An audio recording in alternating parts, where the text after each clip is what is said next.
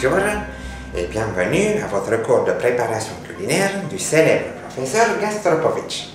Aujourd'hui, nous allons apprendre à préparer un bras de gitan.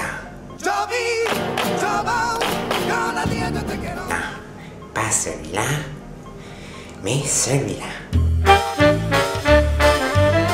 Ce gâteau s'appelle également un bras de Vénus. Pas celui-là non plus. Ce gâteau est originaire du pays catalan. C'est, pour faire simple, un gâteau en biscuit roulé rempli de crème pâtissière. Pour effectuer cette recette, nous allons avoir besoin des ingrédients suivants. Pour la crème pâtissière, une gousse de vanille, 6 jaunes d'œufs, de la farine, du sucre, un demi-litre de lait et une petite goutte d'alcool, en l'occurrence ici du rhum, parce que avec de l'alcool, la fête est plus folle. Pour le biscuit, nous allons avoir besoin d'un peu de beurre, du sucre, de la farine, 4 œufs entiers, un peu de cassonade et de la fleur d'oranger pour parfumer. Nous allons maintenant commencer par préparer la crème pâtissière. Pour cela, nous séparons les blancs des jaunes et nous mélangeons les jaunes avec le sucre jusqu'à ce qu'ils blanchissent. Pendant ce temps, faites bouillir le lait avec la gousse de vanille.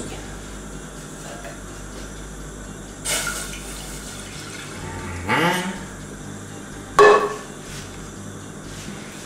Et la bonne vanille.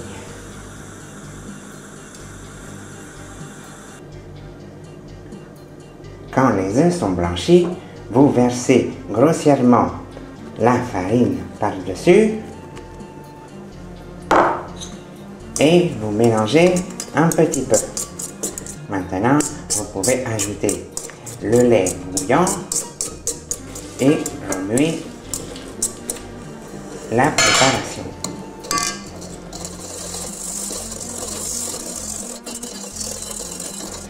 Reversez maintenant cette préparation dans une casserole à fond épais afin de faire épaissir la pâte.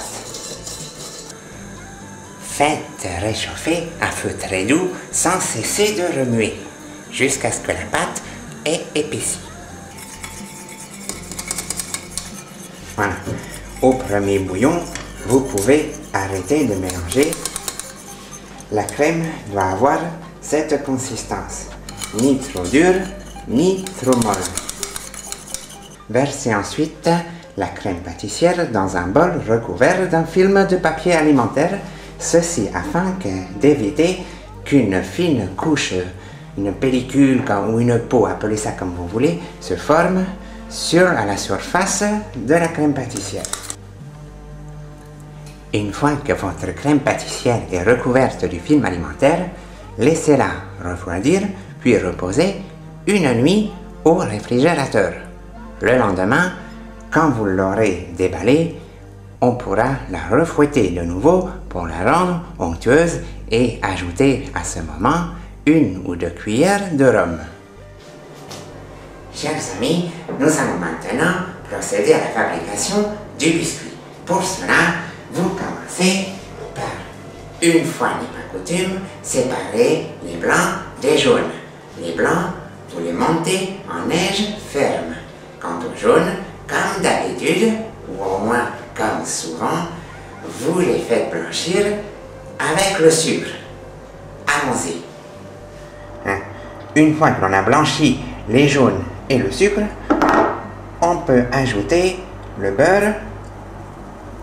Voilà, bon, il ne peut pas tomber, mais c'est pas grave. Et la farine, un petit peu, et mélanger le tout progressivement jusqu'à obtenir une pâte onctueuse. Voilà, la pâte est prête et une consistance un peu solide. Forcément, il n'y a pas beaucoup de liquide. À la limite, vous pouvez ajouter une cuillère à soupe de fleurs d'oranger. Ça donne du goût, c'est bon.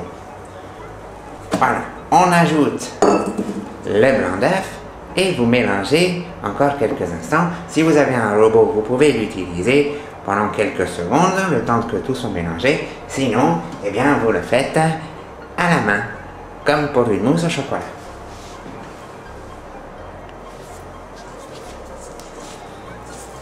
Voilà, si vous le faites à la main, vous prenez bien au fond et vous ramenez sur les bords.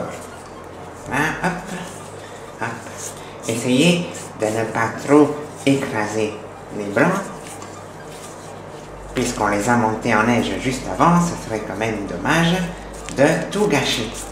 Ensuite, vous versez cette préparation dans un moule à gâteau ou une plaque à pâtisserie. Pour ma part, j'utilise une feuille en silicone avec des petits rebords pour éviter que la sauce s'échappe loin et que ça salisse le four.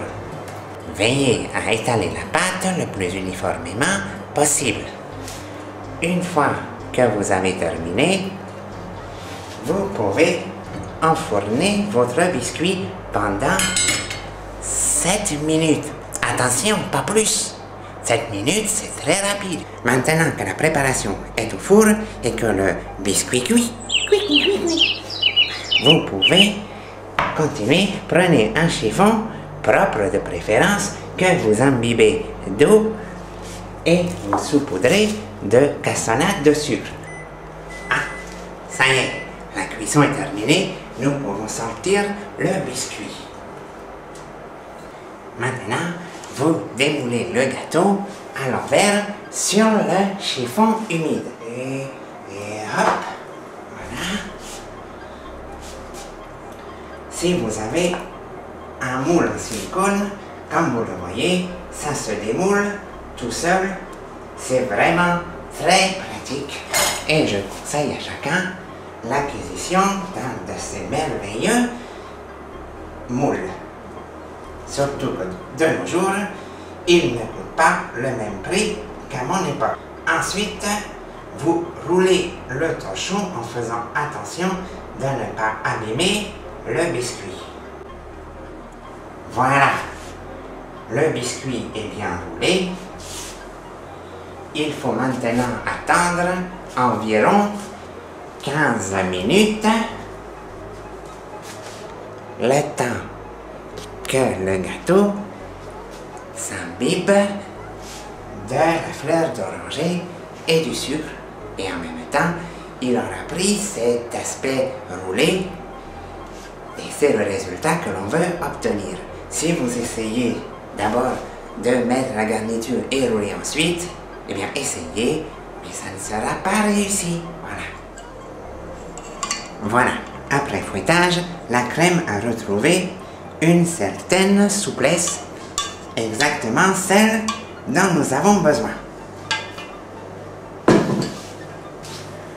Maintenant que le gâteau s'est bien reposé et a bien refroidi, vous pouvez le dérouler et le garnir avec la crème pâtissière. Je vais vous montrer.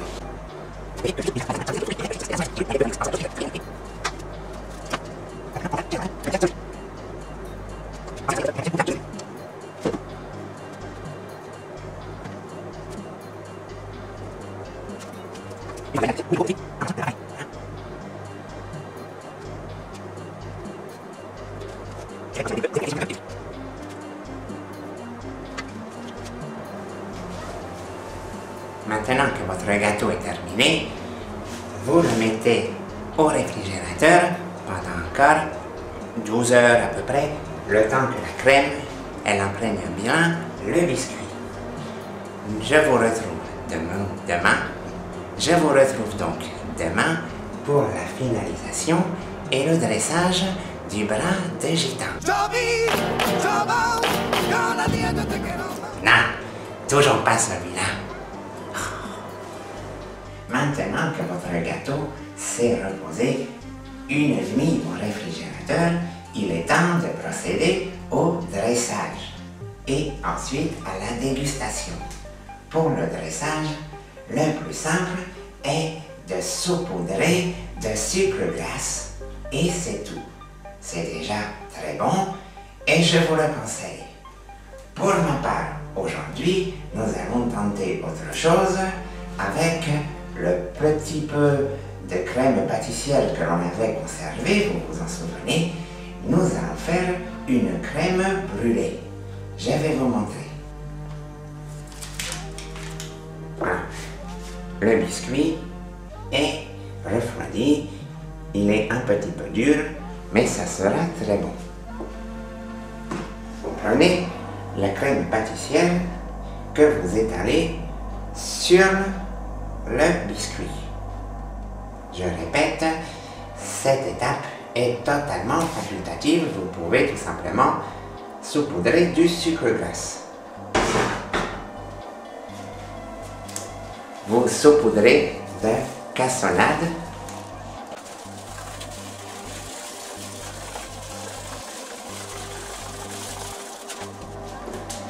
Et maintenant, nous arrivons à la partie la plus amusante. Mettre le feu avec le chalumeau. Et voilà, notre bras de gitan. Non, pas celui-là. Oh. Je répète, notre bras de gitan est terminé. Vous pouvez l'apporter à la dégustation. Nous avons donc terminé pour aujourd'hui. J'espère que vous avez trouvé cette recette intéressante et que vous la ferez chez vous. Je vous dis à bientôt pour un nouveau cours de préparation culinaire du célèbre professeur Gastropovitch, c'est-à-dire moi. Au revoir.